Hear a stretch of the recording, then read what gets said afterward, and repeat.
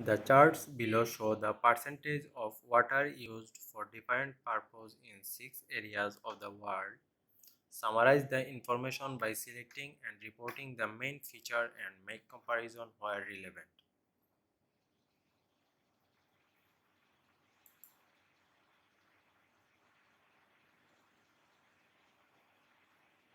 The pie chart displays water consumption for different purposes in 6 parts of the world. Overall, agriculture is the largest consumer of world in Central Asia, Africa, Southeast Asia, and South America, while industry consumes more water than other sectors in Europe and North America. In Central Asia, Africa, and Southeast Asia, a significant proportion of water is used by agriculture at 88, 84, and 81% respectively. By contrast, in none of these three areas are the proportion of water consumed by industrial or domestic users as high as 10%.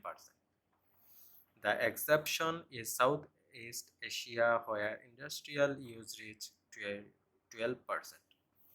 At 71%, South America uses proportionally less agricultural water than the three areas mentioned above. However, it has the greatest proportion of residential water use of the 6 areas at 19%. In comparison, industry accounts for the greatest proportion of water consumption in Europe and North America at 53 and 48% respectively. Households, by contrast, are the smallest user of water in these two parts of the world at 15% in Europe and 13% in North America.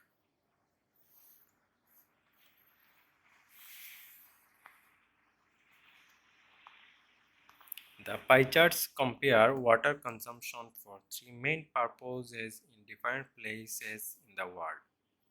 Obviously, most water in North America and Europe is for industrial use, but the main purpose of using water in the other areas is to cater for agriculture.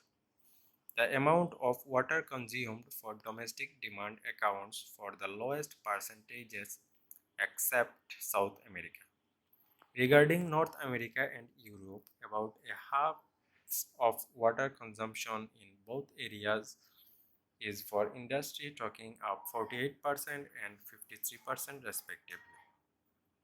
Both record higher proportions of water utilized in agriculture, with the former tripling and doubling the latter in North America and Europe respectively. Most water in the other regions is for irrigation, with the highest figure belonging to Central Asia at 88%. The percentages of water for domestic use are usually larger than the figures for industry, with its gap ranging from 2% in Africa and Central Asia to 9% in South America. Water consumption in Southeast Asia, however, shows the opposite pattern at 12% for industry and only 7% for domestic use.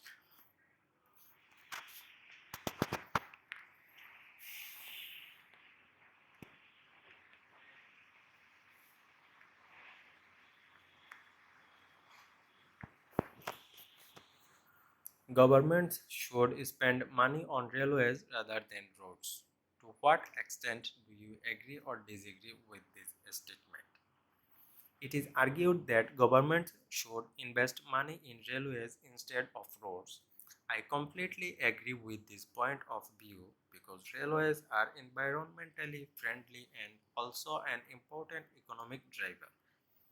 Railways help to protect the environment. Improving roads amounts to encouraging the public to use cars. The more cars on the road, the more carbon emissions. However, if governments spend more constructing railways by the subways or tram lines, more people would opt for public transportation instead of private cars when traveling. Take Wuhan, China, for example. Over the past 5 years, the government has built 10 subway lines that connect the entire city, making it easy for people to get around. As a result, city road traffic has gone down significantly.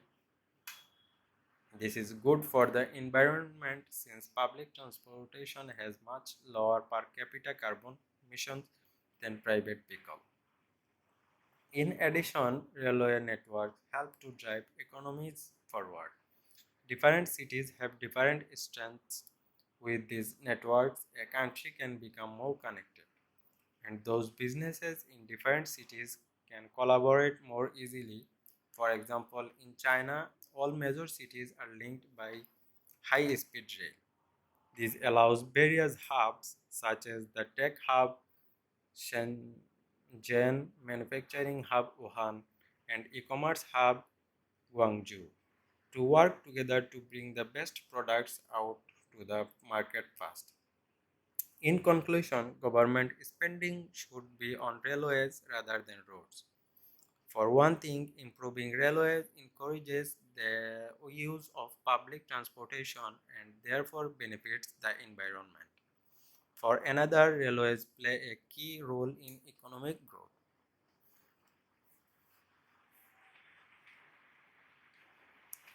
Because of urbanization and population booming, transportation system is facing traffic congestion, more severe accidents and other problems. Some suggest the idea that governments should allocate money for the construction and upgradation of railways instead of roadways. I strongly agree with this idea. The investment in a modern train system will bring many benefits to individuals.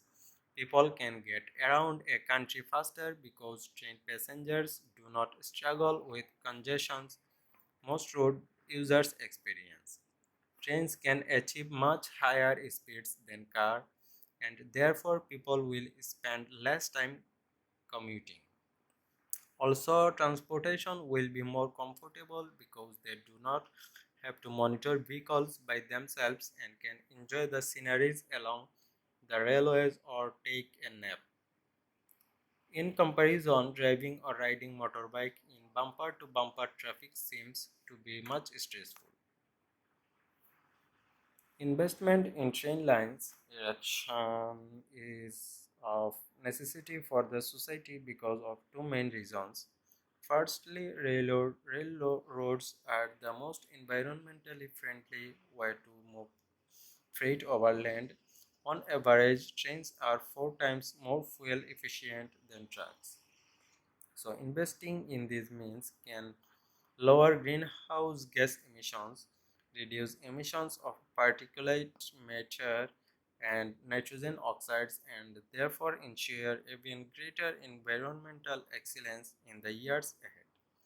Secondly, since train has a higher capacity and use separate lanes, they will reduce highway gridlock or traffic congestions in big cities and avoid unexpected crashes. In conclusion, spending more money on rail lines than roads is a good option to provide better transport experience for people and benefit the whole society in terms of environmental protection and safety on road.